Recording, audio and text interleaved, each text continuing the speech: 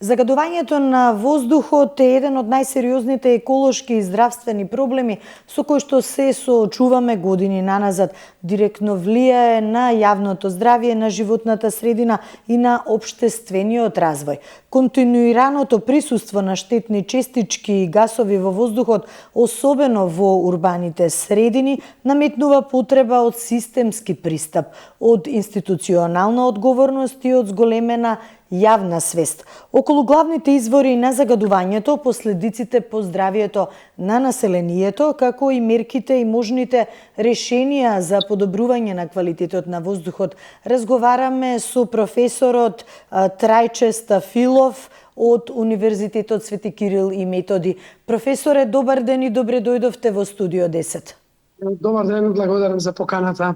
На самиот почеток, она што е актуелно, верувам, секоја година, особено во овој период од годината, тоа е аерозагадувањето. Кои се практично, професоре, стручно, да кажеме, најголемите загадувачи на воздухот во земјава и зошто секоја година овој проблем како да се продлабочува наместо да се реши?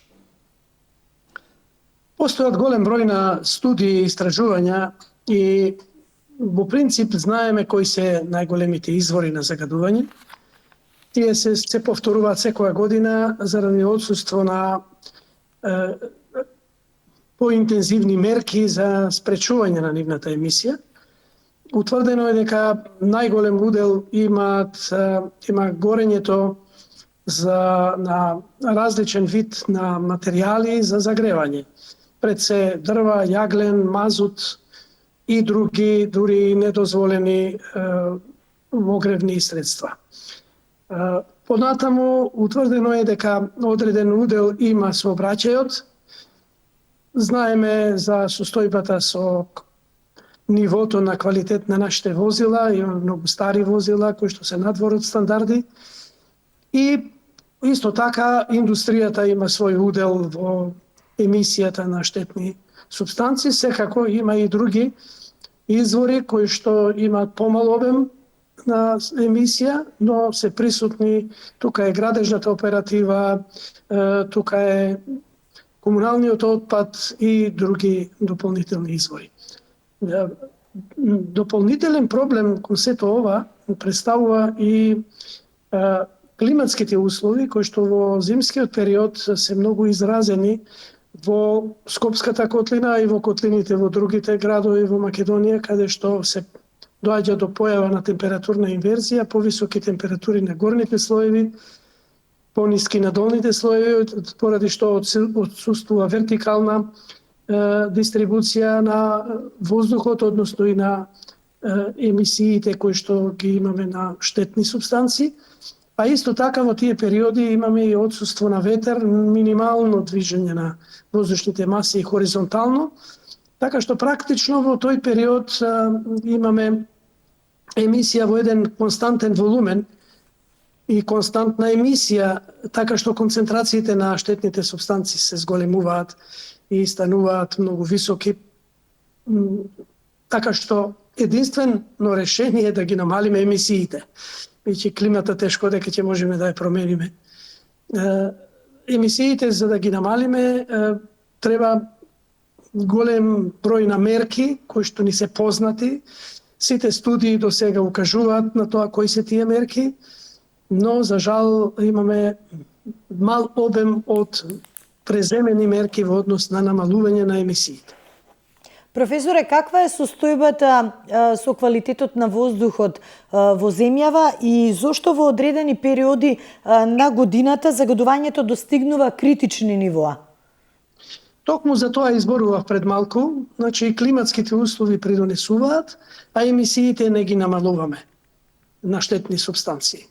Значи тие се ги наведов основните извори, треба да ги решаваме сите и да воведуваме мерки кои што ќе доведат до намалување на емисиите. А ако сме утврдиле дека загревањето е основен проблем, еден од најголемите проблеми, треба да го решаваме тој проблем.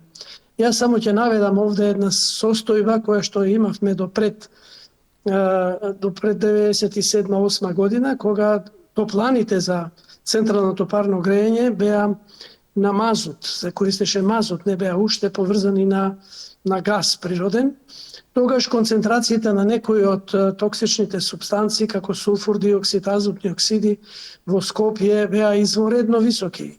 Станува збор за концентрација од над 500 микрограми, па некогаш и до 1000 микрограми на метар кубен. Сега, кога зборуваме за сулфур диоксид, тие концентрации се 10 до 20 микрограми на метар кубен. Значи, една таква мерка на приклучување на топланите доведе до драстично намалување на емисија на штетни субстанции. Но многу од институциите, потоа индустријата, не се приклучени на тој систем, така што тоа е една од мерките, значи интензивна гасификација. Ние имаме гасовод спроведен скоро низ целата држава, но тој многу малку се користи и може да биде алтернатива во многу градови во Македонија, пред се во Скопје. Ако зборуваме за сообраќајот, исто така треба мерки, значи ние во Скопје се најавуваат десетина години промена на автобусите со електрични и така натаму, возила кои што се надвор од стандарди да бидат исклучени, социјалните моменти преовладуваат во донесување на поригорозни мерки, така што останува тоа ниво на квалитетот на возилата. И така натаму, значи ги знаеме изворите главни, ги знаеме мерките кои што се потребни да се преземаат и треба да почнеме поинтензивно да ги применуваме. Професоре, што се PM10 частичките? Честопати се споменуваат како особено опасни, меѓутоа еве кратко да ги дефинираме, да ги образложиме. Кратенката PM или PM произлегува од англиските зборови particulate matter, што во превод би значело честички. Цврсти честички би рекол јас.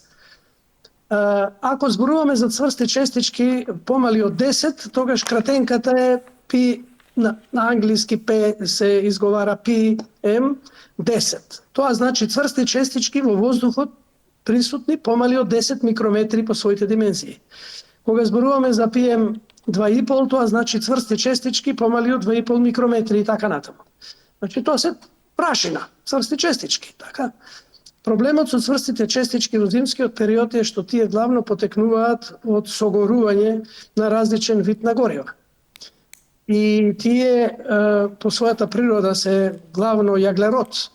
Најголемиот дел од нив представува јаглерод, кој што има адсорбциони способности да на својата површина и во внатрешноста ги задржува штетните гасови и други цврсти супстанции во себе, кога ние ги внесуваме во белите дробови.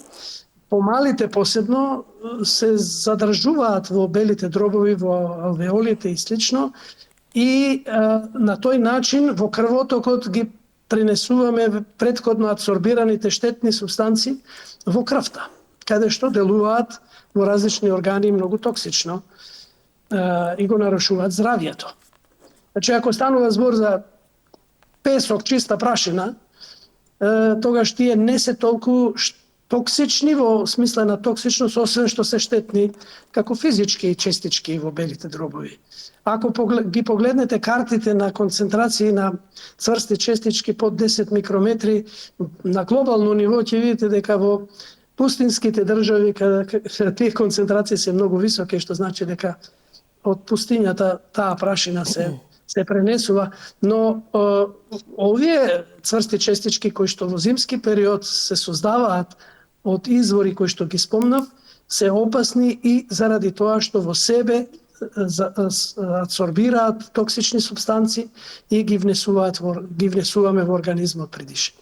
Професоре, како се контролира и се мери квалитетот на воздухот и колку граѓаните имаат доверба во податоците кои што се даваат како официјални? Во Македонија постои државен автоматски мониторинг систем за следење на аерозагадувањето со 16 станици. Во Скопје има 5 и во другите поголеми градови исто така. Во Битола 2, во другите градови по една станица. Тој систем е донација почетокот од Јапонската агенција за меѓународна соработка, потоа од Европската унија, се раководи од Министерството за животна средина и просторно планирање. Колегите кои што работат на него се трудат многу, меѓутоа отсуствува често материјални средства за негово континуирано работење и многу често можете да видите, бидејќи тој е достапен, тие информации се достапни онлайн, може да ги следи секој, може да видите дека некои од тие инструменти не се во функција. Треба поинтензивно одржување, кадровско и технички и финансиски, од една страна. Од друга страна, тој систем предвидува мониторинг на некои од неорганските гасови, сулфур диоксид, азотни оксиди, цврсти честички, озон, но не предвидува следење на некои од важните токсични субстанции, како што се гасови или пари од органско-хемиско потекло. Тоа во нашиот систем не го предвидува, а при горење на горива за кои што зборувавме пред малку, и од сообраќајот исто така, такви субстанции се создаваат и се многу токсични. И имаме еден пример во 2015 година, една од станиците, таа во Карпош 4, доби еден таков анализатор за следење на само на еден од полицикличните ароматични јаглеводороди кои што ги има го огромен број, само на еден, и се покаже дека во зимскиот период неговите концентрации надминуваат 20 пати и повеќе од дозволените концентрации. Значи ни отсуствува тој систем да се надгради и прво да се одржува континуирано, да работи континуирано и да се надградува, затоа што не е доволно ако вие знаете само колку има цврсти честички и одредени неоргански гасови, треба пошироки информации. Но колку постојните мерки се доволни и ефикасни и дали имаме доволно контролен механизам кој што ќе контролира, а не само да детектира, туку подоцна нели ќе реагира за сето ова? За жал, контролен механизам имаме само на индустријата. Државниот и градскиот или општинските инспектори се надлежни само за индустријата, она која што има А интегрирана дозвола, државниот инспекторат и оние кои што се во надлежност на општините индустрии кои што имаат Б интегрирани дозволи. Тие имаат во своите дозволи обврски кои што треба да ги исполнуваат во однос на заштитата на животната средина. Надзорот го имаме и се вршат и редовни и вонредни инспекцијски служби. Мислам дека тоа што треба во тој поглед да го нагласаме дека тие инспекторати треба да се зајакнат кадровски, не се доволни, и инфраструктурно, исто така, со опрема и слично, лаборатории кои што треба да ги пратат, така што во тој поглед тоа е нешто на кое што треба да се работи, но тоа не е доволно, бидејќи, како што спомнав, имавме други видови на извори, не само индустријата, кои што исто така треба да се мониторираат и за кои што треба да се преземат мерки. А колку е важна, од друга страна, транзицијата кон обновливите извори на енергија?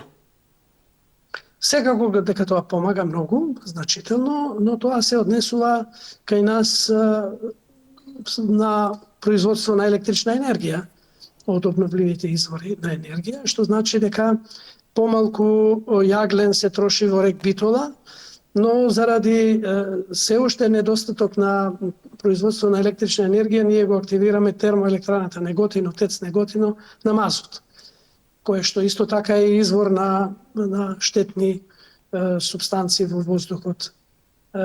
Значи, тој тренд треба да продолжи, треба да намалуваме користење на јаглерод, нели, јаглен, мазут и слично за производство на електрична енергија. Мислам дека Македонија е водечка во тој поглед и се надевам дека ќе имаме и доволно изградени преносливи капацитети за да може ова производство да биде дистрибуирано и да може да биде безбеден тој систем. Професоре, загадувањето на животната средина со тешки метали беше, да речам, централна тема во голем број на ваши научни истражувања и генерално еве од оваа временска дистанца кога ќе гледаме што е направено и што се уште можеби останува како нерешен проблем и кој што секако се од година во година се зголемува кога зборуваме еве и за индустрискиот отпад, и за аерозагадувањето, и за можните решенија кои што како декларативно и на хартија да ги има и во законска легислатива, меѓутоа во пракса да не се применуваат. Да, ние веќе повеќе од 20 години работиме со мојот тим и со работниците на загадувањето на животната средина, било да е тоа за воздух, почви, води, седименти, слично, храна исто така, со потенцијално токсични елементи. Да, во меѓувреме со воведувањето на контролата на индустријата, преземени се голем број на мерки во различни од поранешните жешки точки, каде што имаме депонирано различен вид на индустријски отпад или од самото производство произлегуваше емисија на штетни супстанции кои што содржат потенцијално токсични елементи. Преземените мерки се опфатени и со големи финансиски средства на кои што беа подложени одредени компании.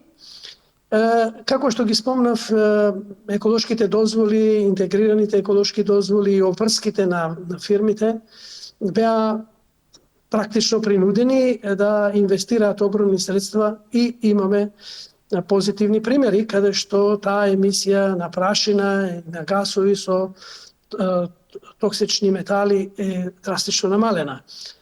Еве би ги спомнал некои од тие примери. Max Steel инвестираше огромни средства, десетици милиони евра за реконструкција на филтерот, за фаќање на прашината и неизино прописно депонирање. Фене исто така изврши реконструкција на филтерот. За жал, собствениците на Југокром се откажа од инвестиции за изградба на филтри и Југокром беше затворен од таа причина. Во рудниците исто така имаме позитивни примери, например во Саса се покриени сите стари јаловишта, веќе немаме емисија на прашина од јаловината. Во Бучим се инвестира огромни средства за покривање на депонијата со јаловина и неизино пошумување, потоа за фаќање на подземните површинските води, дури изградба на фабрика за производство на електроден бакар од такви раствори. За жал, оние индустријски објекти кои што беа во државна собственост додека работеа, а потоа се затворени и не се во функција, кај нив немаме инвестиции во однос на спречување на понатамошна емисија на штетни супстанции, штетни материи. Такви примери и тие и понатаму представуваат ризик за загадување на генерално на животната средина. Такви примери само неколку ќе наведам, тоа ни е топилницата во Велес, каде што имаме депонирано троска од производството на пилница од скоро 1,5 милион тони со изворедно високи концентрации на голем број на токсични метали. Потоа тука е депонијата од производството на арсенови и антимонови концентрати во Лојане, каде што имаме оставено на површина скоро 50 години 15.000 тони арсенов концентрат, чист концентрат, кој што има загадено околината од радиус од 10 километри подземни води и површински храна. Тој проблем не се решава. Депонијата во Југокром, која што представува ризик за подземните води со хром 6 и под притисок и водите кои што го снабдуваат изворот Рашче со хром 6. Така што имаме такви примери каде што мерките не се доволни или воопшто не се преземени, имаме уште неколку такви примери. И она што може би еве како заокружување на овој разговор е дека аерозагадувањето не е проблем кој што е денеска, тој се провлекува години наназад поради притисокот на зголемување на население во градските средини. Мислам дека не само Скопје како главен град, туку и останатите поголеми градови го имаат. Едно од, да ги кажаме, ги набројавте во текот на разговорот и клучните фактори кои што влијаат на загадувањето на воздухот. Меѓутоа, генерално, ако веднаш не превземеме мерки, имајќи ги во предвид дека постојат добри, позитивни искуства на кои што може да погледнеме како треба да функционираат градските средини, а како да го надминеме овој проблем. Ако не превземеме мерки веднаш, со која потенцијална опасност ќе се соочиме во иднина?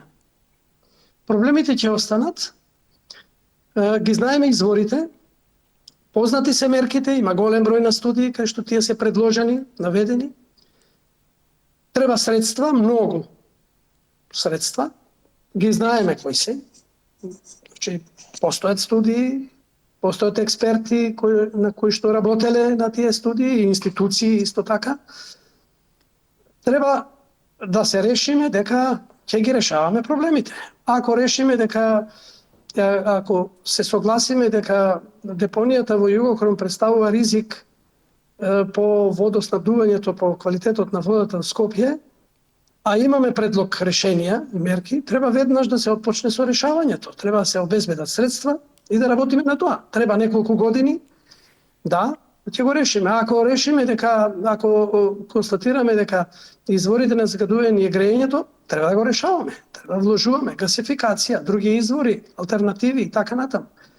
Треба да отпочнеме со тоа. И има напредок, но е многу спор, многу спори се тие преземени мерки. Треба многу средства, ќе повторам уште еднаш, но треба да бараме извори на тие средства и решавање на овој горлив проблем. Краткорочно, може би, еве, споменавте, ако краткорочно не се превземе ништо, долгорочно, со што ќе се соочиме? Па, овие проблеми ќе ги имаме, ќе ни се зголемуваат. Она што отсуствува во овие сите дискусии, подетално, би рекол, е трошоците во наводници, но и реално за лечење на болестите кои се јавуваат од овие загадувања. Колкави се тие трошоци, колкови се губитоците, и финансиски и човечки. Колегите од Институтот за јавно здравје со соработка со експерти на Европската банка проценуваат дека во Македонија годишно губиме околу 3 до 3.500 животи заради загадувањето. Колкави се тие средства од таквите губитоци? Така што тоа треба да не биде пандан при одлучувањето на преземање мерки и обезбедување средства, дека на тој начин ќе го заштитиме и здравието и ќе имаме и финансиски бенефит во однос на намалување на трошоците. Так. Професоре, ви благодарам многу за издвоеното време и за разговорот.